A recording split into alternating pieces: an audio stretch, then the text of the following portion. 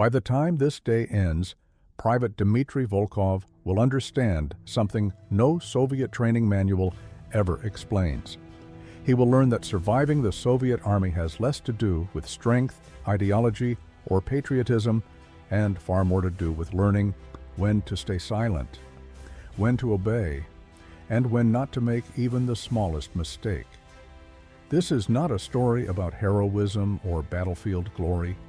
It is about an ordinary 19-year-old conscript and how a single, carefully structured routine was designed to break resistance, enforce obedience, and prepare millions of young men for a war that might begin without warning. October 12, 1982, 5:30 hours. Private Dmitry Volkov, age 19, stands in formation outside Barracks Number 7 at the Gvardaysky Training Garrison, 40 kilometers southeast of Moscow. The temperature is 2 degrees above freezing. He has been awake for 90 minutes. His hands are numb inside thin cotton gloves. The garrison houses 2,300 conscripts. Volkov arrived 16 days ago. He does not yet know how to load his rifle under pressure without fumbling.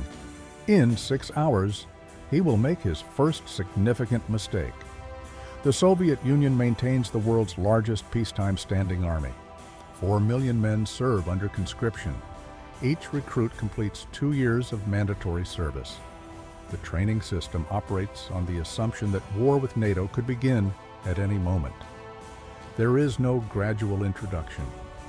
From the first morning, every action is timed, every failure recorded, every deviation from protocol noticed. The structure exists to produce soldiers capable of executing orders during a nuclear or conventional conflict where communication networks might collapse and officers might be dead. This requires obedience that functions without thought.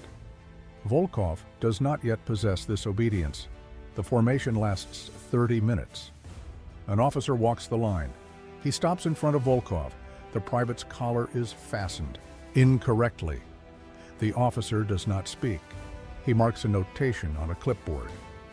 Volkov knows this will have consequences, but he does not know what form they will take or when they will arrive.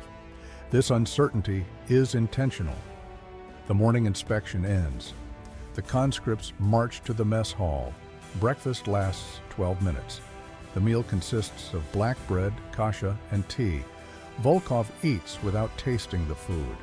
Around him, 200 other conscripts do the same. No one speaks.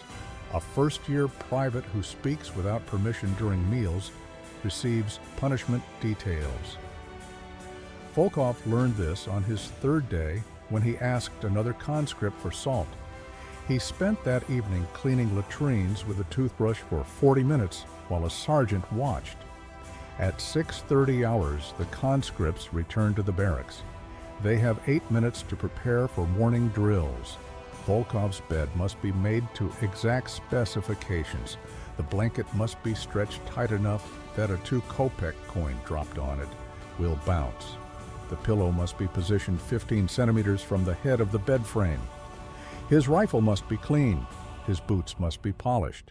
His uniform must show no wrinkles. He has performed this routine for 16 mornings, but he has not yet developed the speed required to complete it without rushing the final steps. He finishes with 40 seconds remaining.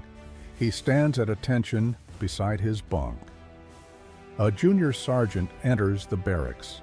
This sergeant is not an officer. He is a 3rd-year conscript. The informal ranking system among conscripts is called dedovshchina. First-year conscripts are called spirits. They occupy the lowest position.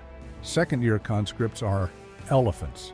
Third-year conscripts who will complete their service within 6 months are called grandfathers.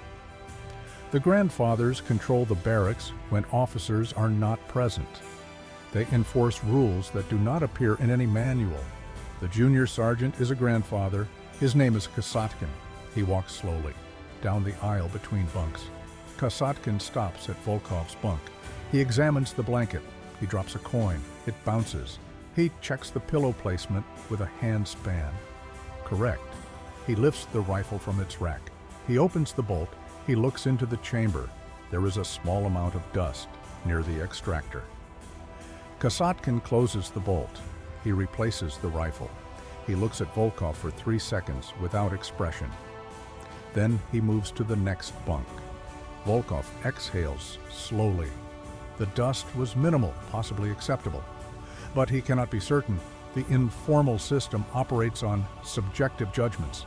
Tonight, after official duties end, Kasatkin may return, or he may not. Volkov must wait. At 6:45 hours, the company assembles for morning drills. Physical training lasts 90 minutes. The exercises follow a fixed pattern: running, push-ups, sit-ups, pull-ups, obstacle course. The pace is relentless. Conscripts who fall behind are noted. Volkov keeps pace. His body is adapting. 16 days ago, he could not complete the obstacle course without stopping. Now he finishes, though his arms shake afterward. During the final run, the conscript beside Volkov stumbles and falls. The conscript's name is Petrov. He has been at the garrison for 11 days. He gets up slowly. An officer shouts at him to rejoin the formation. Petrov runs, but he is limping. The officer notes this: Petrov will be assigned extra duties. Weakness is not accommodated. The Soviet military does not reduce standards for individual limitations. It removes individuals who cannot meet standards. At 8:15 hours, training shifts to rifle drill. The conscripts learn to disassemble and reassemble the AK-74 rifle. The current record for this task in their platoon is 18 seconds. Volkov's best time is 31 seconds. The drill instructor demonstrates the sequence again. The conscripts repeat it 50 times. Volkov's hands begin to move with slightly more confidence. By the 40th repetition, he completes the task in 28 seconds. Progress, but not sufficient. At 9:30 hours, the company moves to the firing range. Each conscript receives 30 rounds of ammunition. This is the first time Volkov has fired live ammunition since arriving at the garrison. The previous week was spent on dry firing drills. The targets are placed at 100 meters. The conscripts fire in relays of 10. When Volkov's turn comes, he approaches the firing line. His heart rate increases. He loads the magazine. He chambers around. He aims at the target. The instructor shouts to fire. Volkov squeezes the trigger. The rifle recoils harder than he expected. His first shot misses the target entirely. He fires the remaining rounds. 13 of 30 hit the target, 4 hit the center mass area. This is below the required standard of 20 hits, with at least 10 in center mass. The instructor records the result. Volkov will repeat the drill tomorrow and every day until he meets the standard, or is reassigned to a non-combat support role. Reassignment is considered a failure. It results in social isolation within the unit and often increases the severity of dedovshchina punishments. At 11 hours, the company breaks for midday meal. The process is identical to breakfast. 12 minutes, no conversation. The food is cabbage soup, potatoes, and a small portion of unidentified meat. Volkov eats automatically. At 11:30 hours, training resumes. The afternoon session focuses on tactical movement. The conscripts practice squad formations, cover, and concealment, and response to simulated enemy contact. The drills take place in a wooded area adjacent to the garrison. The temperature has risen to 6 degrees. The ground is wet. The platoon is divided into squads of 10. Volkov's squad is ordered to advance 200 meters through the trees and establish a defensive position. They move forward in a staggered line. Halfway through the exercise, the instructor activates smoke grenades and shouts that they are under artillery fire. The squad must immediately take cover and regroup. Volkov drops to the ground. He crawls to a fallen log. Other members of his squad do the same. The squad leader, a second-year conscript named Orlov, shouts orders. The squad is supposed to establish a perimeter and prepare for enemy infantry assault. but two members of the squad are out of position. One of them is Petrov, still limping from the morning run. Orlov shouts at Petrov to move faster. Petrov tries to crawl toward the defensive line, but his injured leg slows him. The instructor blows a whistle. The exercise stops. The instructor walks to Petrov. He tells Petrov to stand. Petrov stands. The instructor asks why Petrov is not in position. Petrov explains that his leg is injured. The instructor asks if NATO forces will wait for injured soldiers to take position. Petrov does not answer. The instructor orders Petrov to run to the defensive position and back 3 times. Petrov runs. He is clearly in pain. On the 3rd repetition, he collapses. The instructor orders 2 conscripts to carry Petrov back to the garrison medical station. The exercise resumes. Volkov does not know if Petrov will return to the unit or be reassigned. At 14:30 hours, the tactical drills end. The platoon marches back to the garrison. They have 30 minutes before the next scheduled activity. Volkov uses this time to clean his rifle again. He removes every trace of dust and moisture. He checks the chamber 3 times. He cannot afford another marginal inspection. At 15:00 hours, the company assembles for political education. This is a mandatory daily session. A political officer lectures on the superiority of the Soviet system, the threat posed by Western imperialism, and the necessity of vigilance. The lectures last 45 minutes. Conscripts are required to remain attentive. Falling asleep results in punishment details. Volkov sits in the 3rd row. He focuses on the call. Officers' words not because they interest him, but because looking attentive is safer than risking distraction. Around him, other conscripts do the same. The content of the lecture is familiar. It has varied little over the past 16 days. At 15:45 hours, the lecture ends. The company is dismissed to prepare for evening duties.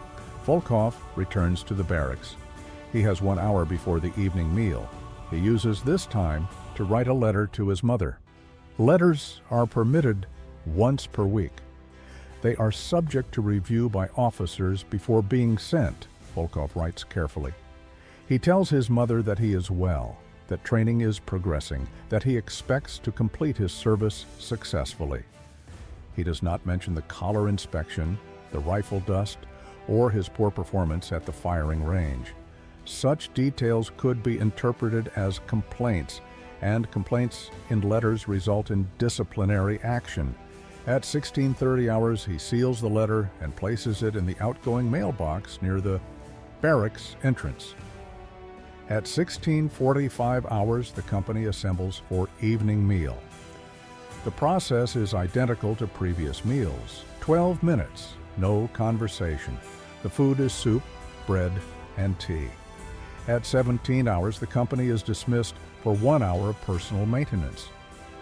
This period is meant for washing, mending uniforms, and other personal tasks. In practice, it is also when the informal hierarchy asserts itself most directly. Officers are not present in the barracks during this time. Volkov is washing his uniform in the communal sink when Kasatkin approaches. The junior sergeant tells Volkov to follow him. They walk to the storage room at the end of the barracks. 2 other grandfathers are waiting there. Kasatkin tells Volkov that his rifle cleaning was inadequate. The dust in the chamber was unacceptable. Volkov begins to explain that he cleaned the rifle again afterward, but Kasatkin interrupts. Explanations are not requested. Kasatkin assigns Volkov a punishment task. Volkov must scrub the barracks floor with a hand brush. The floor is 30 meters long and 8 meters wide. He must complete this task before lights out at 22 EO hours. He is also required to shine the boots of all 3 grandfathers present in the storage room. If the work is not completed to their satisfaction, the task will be repeated tomorrow. Volkov nods. He does not argue. Resistance to Dedovshchina is functionally impossible. The grandfathers control access to minor privileges, such as extra food, better work assignments, and protection from more severe hazing. Open defiance results in escalation. Volkov has witnessed this. A conscript in another platoon refused a grandfather's order during his second week. That conscript now spends every evening performing punishment tasks. He has been beaten twice by groups of second and third-year conscripts. Officers did not intervene. The system is informal, but it is accepted as part of the training process. Volkov begins scrubbing the floor at 17:30 hours. He works steadily. The floor is concrete, stained, and worn. The brush is small and stiff. His knees hurt within 20 minutes. After 2 hours, he has cleaned half the floor. At 20 hard hours, Kasatkin returns to inspect the work. He examines the floor closely. He finds a section near the far wall that is not clean enough. He orders Volkov to scrub it again. Volkov scrubs the section again. Kasatkin inspects it a second time. He nods. Volkov moves on to the boots. He polishes each pair carefully. The work takes another 90 minutes. At 21:45 hours, he finishes. Kasatkin inspects the boots. They are acceptable. Volkov is dismissed. He returns to his bunk. He has 15 minutes before lights out. He is exhausted. His hands are raw from scrubbing. His knees are bruised. He lies on his bunk without removing his uniform. Around him, other conscripts are preparing for sleep. No one speaks to him. They all understand what happened. It happens to every spirit. At 22 hours, the lights go out. The barracks are silent. Volkov closes his eyes. He does not fall asleep immediately. His mind replays the day.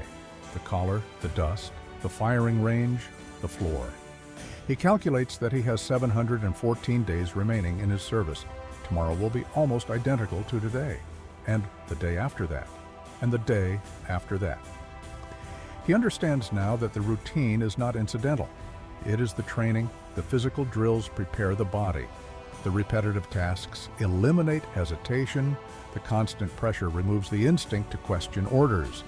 The Dados-China system enforces the hierarchy that will exist during combat, where junior soldiers must obey senior soldiers instantly, without discussion, even when the orders seem arbitrary or dangerous. This is what it means to be a Soviet conscript. Not heroism, not ideology, just survival through obedience, day after day, until the 2 years end or war begins, whichever comes first. Volkov wakes at 5 hours. The next morning, the cycle begins again.